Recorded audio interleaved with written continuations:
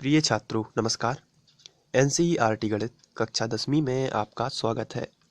आज हम लोग प्रश्नावली 9.1 का प्रश्न क्रमांक 8 हल करेंगे। तो आइए सबसे पहले प्रश्न पढ़ लेते हैं।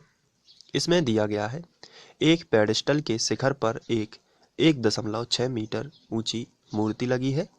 भूमि के एक बिंदु से मूर्ति के शिखर का उन्नयन कोण 60 अंश है और उसी बिंदु से पेडेस्टल के शिखर का उन्नयन कोण 45 अंश है। पेडेस्टल की ऊंचाई ज्ञात कीजिए। तो यहाँ पर एक पेडेस्टल है और उसके शिखर पर एक 1.6 मीटर ऊंची जो है मूर्ति लगी है। तो चलिए देख लेते हैं चित्र में। ये जो है एक पेडेस्टल है यहाँ से लेके यहाँ तक, और इसके ऊपर यहाँ से यहाँ तक एक मूर्ति लगी हुई है। तो ये पेडेस्टल है और इसके ऊपर ये मूर्ति लगी हुई है। मूर्ति की ऊंचाई दी गई है 1.6 मीटर। आप देख सकते हैं यहाँ पर 1.6 मीटर, ये देखिए। और हम इसकी ऊंचाई दे देते हैं, यहाँ से लेके यहाँ तक केवल मूर्ति है, क्योंकि इसके नीचे ये पेडेस्टल है। तो इसलिए हम इसकी ऊंचाई जो है वो दे देते हैं 1.6 मीटर। तो इस तरीके से हमने ऊंचाई दे दी। इसके बाद आगे लिखा है और इसको पढ़ते हैं। भूमि के एक बिंदु से, तो भूमि का एक बिंदु मान लेते हैं कोई भी, यहाँ पर एक बिंदु मान लेते हैं।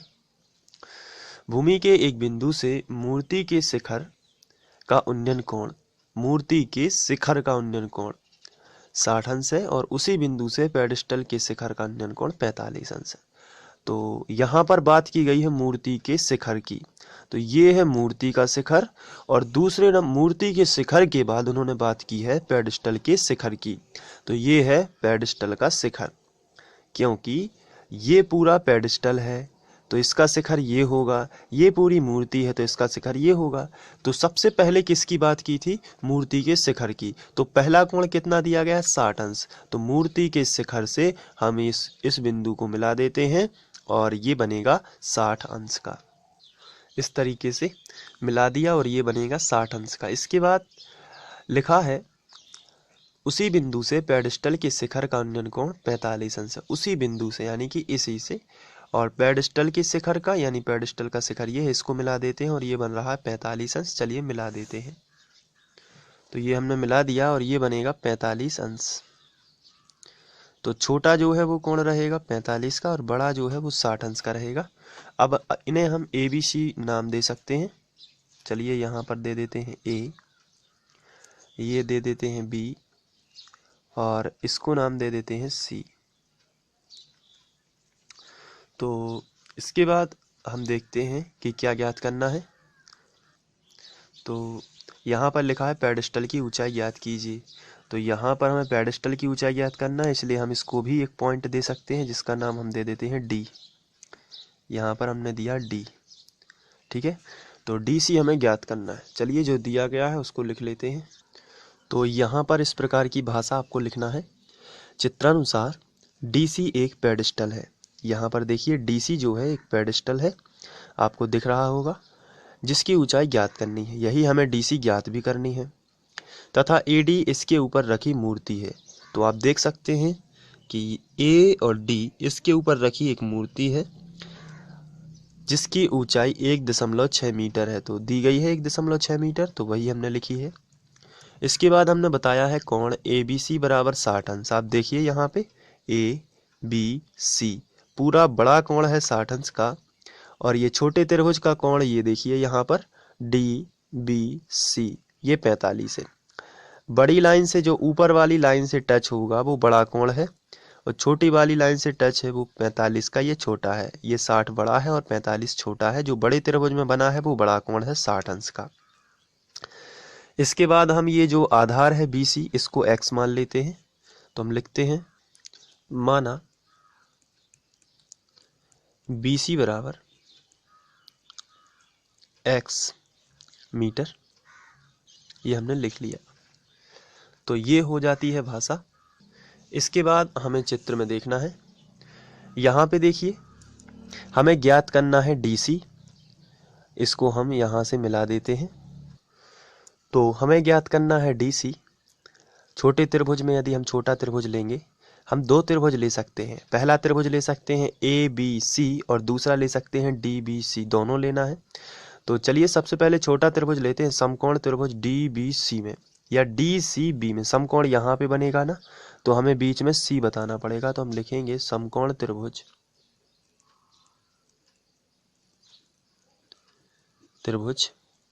बताइए कौन सा, DCB में। तो ये हमने समकोण त्रिभुज लिया।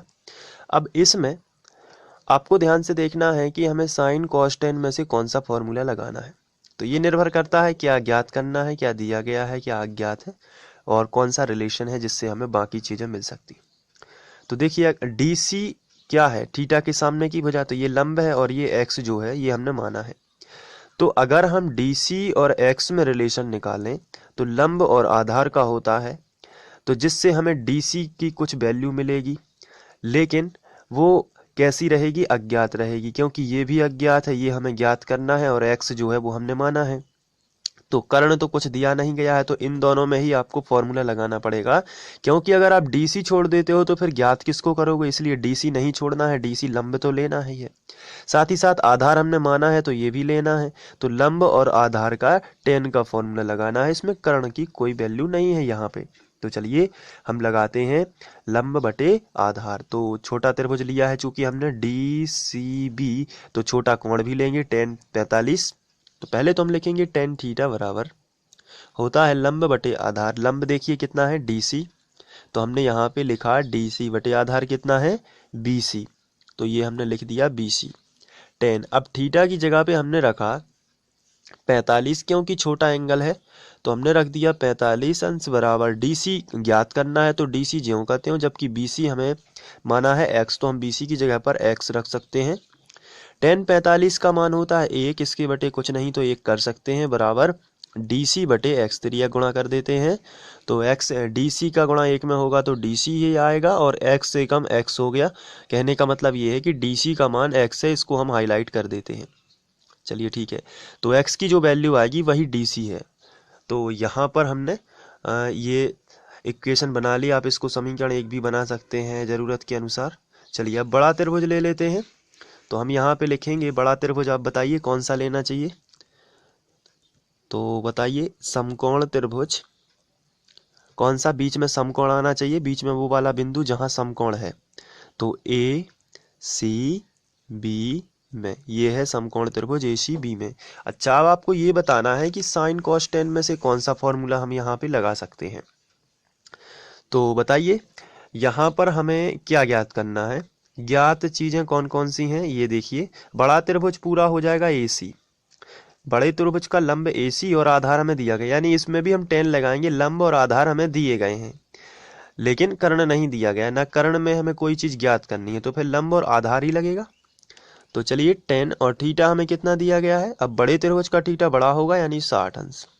पहले हम थीटा लिखते हैं, tan थीटा बराबर लंब कितना है बताइए, तो बड़े त्रिभुज का लंब क्या आप बता सकते हैं कितना है, तो आंसर है AC बटे, और इसका आधार क्या होगा बड़े त्रिभुज का, तो वो BC ही रहेगा, क्योंकि दोनों एक ही आधार पर बने हुए हैं।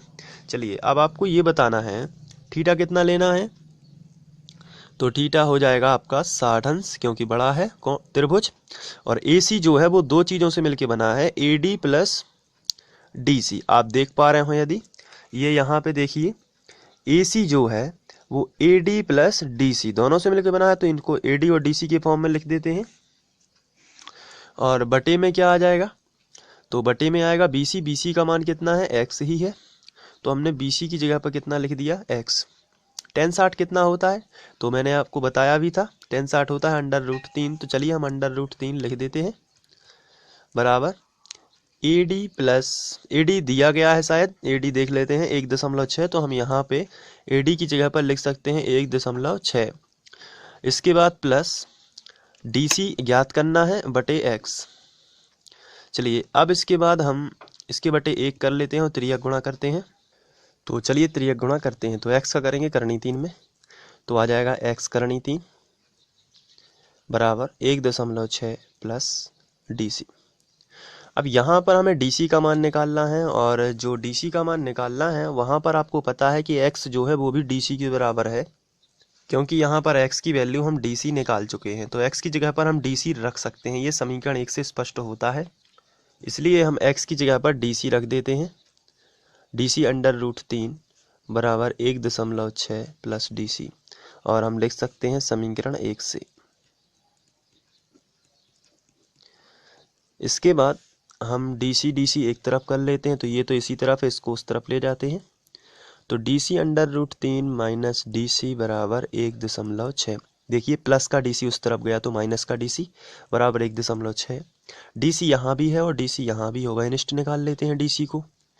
तो अंदर क्या बचेगा, √3, DC चला गया बाहर तो क्या बचेगा, √3, माइनस लगा है तो माइनस, DC फिर से बाहर चला गया तो यहाँ पे कुछ नहीं बचेगा, लेकिन हम एक मान सकते हैं बराबर 1.6। तो DC जो आएगा बराबर 1.6 बटे √3 माइनस 1 नीचे आ जाएगा, तो √3 माइनस 1 हमने नीचे किया, तो यही DC है। इसका परिमेयकरण भी आप कर सकते हैं, तो DC बराबर 1.6 बटे √3 माइनस 1। अब इसका परिमेयकरण देखते हैं कैसे होता है। तो माइनस वाला प्लस में गुणा हो जाएगा, अंश बाहर दोनों में ऐसी। यहाँ पे देखिए करणी 3 माइनस 1, तो करणी 3 प्लस 1 और करणी 3 प्लस 1, ये अंश बाहर में हमने इस तरीके से गुणा किया। अगर यहाँ पे प्लस होता तो माइनस माइनस से करते, लेकिन यहाँ पर फिलहाल माइनस है तो प्लस प्लस से हुआ है, इसे ही हर का परिमेयकरण बोलते हैं।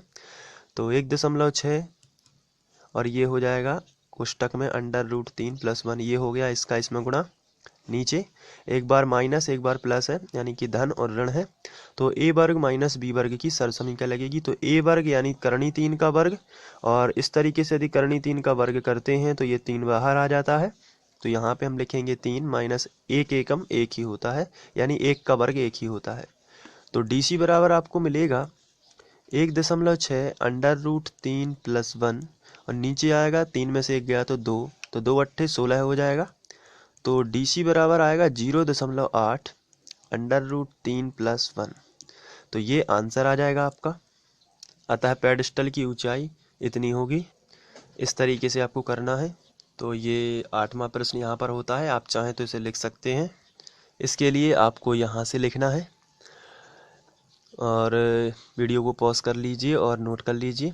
इसके बाद ये हो जाएगा, और फिर थोड़ा सा ये, और फिर इसके बाद नेक्स्ट पेज ये हो जाएगा, और इसके बाद यहाँ पर ये आखिरी में। तो इस तरीके से आपको नोट कर लेना है। Thank you.